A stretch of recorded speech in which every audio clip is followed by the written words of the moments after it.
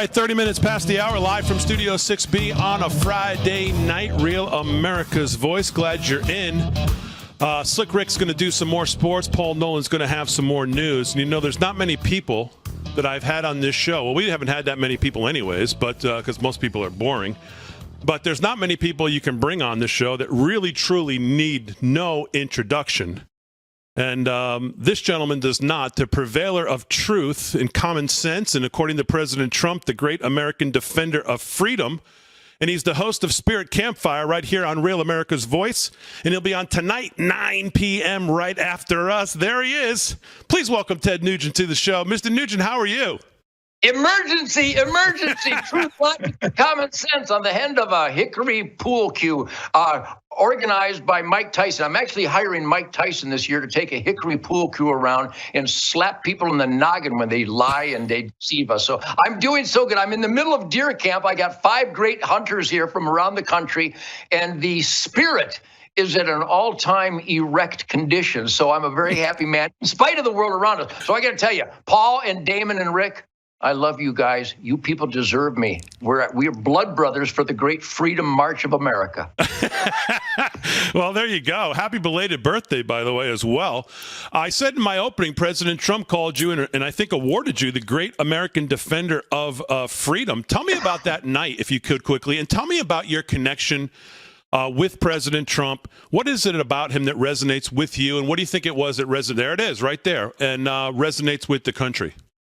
I just happen to have my award here. Mrs. Nugent makes sure I have all the props. I have all the guns and the bows and arrows and the beautiful dead deer heads and the moose skulls on the wall. I have all the most important spiritual components of my nightly NUGE.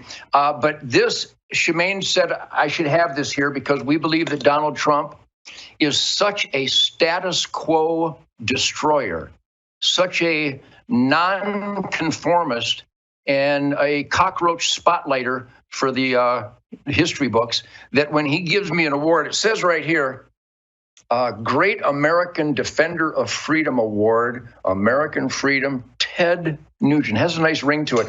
I think the connection is pretty obvious. I have never compromised. I was attacked for carrying a gun and eating venison. I mean, which happen to be 2 of the most perfect things a human can do. Balance the herds and be a conservationist and walk the wild grounds to monitor the condition of our air, soil, and water. That's what hunting, fishing, and trapping is. And carrying a gun is indicative that I believe that my precious gift of life from God is not only worth protecting, but I have a moral, intellectual, and I believe spiritual obligation to neutralize any threat against this precious gift of life. Call me extreme. So when I've been confronted by the rock and roll dirtbags in the media for being a gun guy and a hunting guy, I wasn't really prepared for it because I was just a mushy-brained kid from the anti-education system as a teenager. But my instincts told me that guns are perfect and venison is perfect, and these guys drooling on crystal meth and dope, they're not perfect. So I took it as a badge of honor that idiots would attack me. And of course, I crushed them with truth, logic, and common sense and all the science and biology and evidence to support my chosen outdoor hunting, fishing, trapping, conservation lifestyle.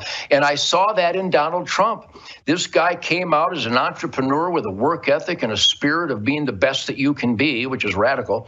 And I immediately connected with this guy. And I saw that the status quo of our government going down the toilet needed somebody with a crowbar. You know, Mitt Romney perfected the bringing of a doily to a gunfight, but Donald Trump brought an A-10 warthog to a discussion. And I really like that in a guy. No compromise, no backing down, and standing up for what you believe in. So I've done many, many rallies with the great man, and I still support him 100% because we need defiance.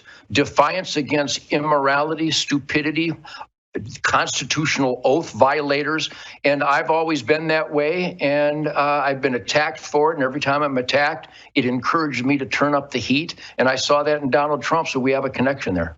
Yeah, you know, one of the things we talk about on this show is the left's, they've perfected the ability to use the Constitution to destroy the Constitution, to use liberty to destroy liberty. And I heard you say, I think this is a quote, you said, you know, if we don't fight against evil, you're literally fueling evil. And it's kind of the same idea, using liberty to destroy liberty. If you don't fight against evil, you're in some ways accepting or promoting of evil. Tell me about your thoughts on that. Well, I don't have any thoughts, but I have some conclusions I'll share with you. The conclusion is that we are in this downward spiral in America today, not because of communism, not because of Marxism, not because of the Democrats, not because of the rhinos, not because of criminality running amok in our government. The reason America is in trouble is because of apathy. Spoiled brat, comfortably numb, which is actually uncomfortably dumb, disconnect. And you guys have heard it from your friends and family. I'm not into politics. Well, wait a second. This is a blood and guts paid for sacred experiment in self-government. Self includes all selves, even guitar players. If you're not participating based on God, family, country, Constitution, Bill of Rights, 10 Commandments, Golden Rule, work ethic, the man in the arena, entrepreneurial spirit, law and order, if you're not fighting for those radical, unique experiments in self-government, you're not a moderate. You're not a non-player. You're fueling the Nancy Pelosi's of the world. I mean, the evidence is irrefutable.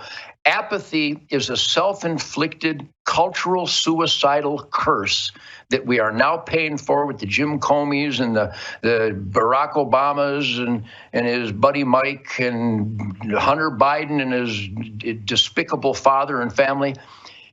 I have always stood up for excellence. My band, oh my God, we talked about my tour, the best tour of my life in 2022. Jason Hartless on drums, Greg Smith on the bass guitar. These guys are involved. They're family guys. They're work ethic guys. They're samurai, martial art musician guys. And these are the kind of people that I've always been surrounded by. I've been very lucky and very blessed to have access to the best of the best, both musically in my hunting world, my guides and outfitters. I have my own sunrise safaris. I do my own podcasts and my interviews. I do media every day. And nobody even tries to debate me anymore, because I'm tuned in and I know that the Warren Report was a scam. I know that the General Mark Milley is anti-defense. He's anti-America. The people in charge of all the decision-making in our government are literally America haters. So I'm not apathetic, which is why I'm known as a radical, because the experiment in self-government is the most radical thing in the history of the human experience. And if you're not participating, Nancy Pelosi would like to say thank you. And I don't know how you can live with that. But, I always laugh with, the way science has been weaponized, way, these gigantic universities take massive grants and funds and billions of dollars to create these scientific studies that completely fit an agenda that really completely, obliterates, the American way of life, and then when you bring facts or refutable evidence that makes the argument, I find it laughable when it's you're labeled this, a science denier, a climate denier, or election denier. It's always some kind of a label. But when I watch the weaponization of information and academia, and I watch people like you debate, when I watch you debate a vegan about the damage that is done to the earth through veganism versus just us living in homeostasis with the earth, I found it fascinating. It sent me down a rabbit hole, and I want to thank you for that. Can you please kind of touch on that for the audience just a little bit of the damage to the earth that vegans inflict upon the balance? Well, I've been skull crushing the animal rights scammers for about the last 60 years. Literally, they started attacking me because I kill my own food, which is where the organic dream resides. I mean, I was organic before. Cool. I'm like the Whole Foods daddy. I've been a bow hunter my whole life. I was raised in a bow hunting family. And I can give you many, many examples, but I'll try to zero in on probably the most glaring, irrefutable one. When I was growing up, Lake Erie would catch fire. I was born in Detroit, 1948, when it was the arsenal of democracy. Right now, I'm speaking to you from the arsenal of democracy. And Lake Erie would catch fire because of the Industrial Revolution abuses. which was a very important era, but we were learning trial and error with production versus, environmental irresponsibility. Well, it was the hunters, the duck hunters. It was the fishermen. It was the trappers, the beaver and the muskrat trappers, the otter trappers that saw this beautiful piece of water become poisoned. And we blew the whistle. It was the hunters, the fishermen, and the trappers that blew the whistle in almost every instance, because we walk the wild ground. We don't study the environment in a lab. We don't study nature on a computer screen. We actually wear out boots and we hunt and fish and we balance the herd and balance the fisheries so that they don't overpopulate and destroy their own habitat. And when animal rights people would attack me, and claim that they don't harm animals because they're vegans, which, by the way, I have friends that are vegans, and they're smart people and they're honest people. They know that vegans do not reduce the slaughter of pigs or cows one bit. Nobody backs off on the pig slaughter because, well, this guy's ordering a salad. We don't have to kill this many pigs. No, we're killing more pigs. In fact, I kill more pigs. I killed 469 pigs out of a helicopter with my machine gun one day. That's why I'm so beautiful. So I'm like Mother Teresa with an M4. My point being is that when they try to tell me that I'm a cruel man because I murder innocent animals, I go, well, let me tell you where your salad comes from. You probably don't know this, so I'm going to try to help you. There's a tractor with a disc and a plow, and he's going over millions of acres of ground to grow your beans and to grow your salad, which I support. I love salads with my venison. And behind that tractor with that plow and their disc, there's always crows and seagulls following that tractor.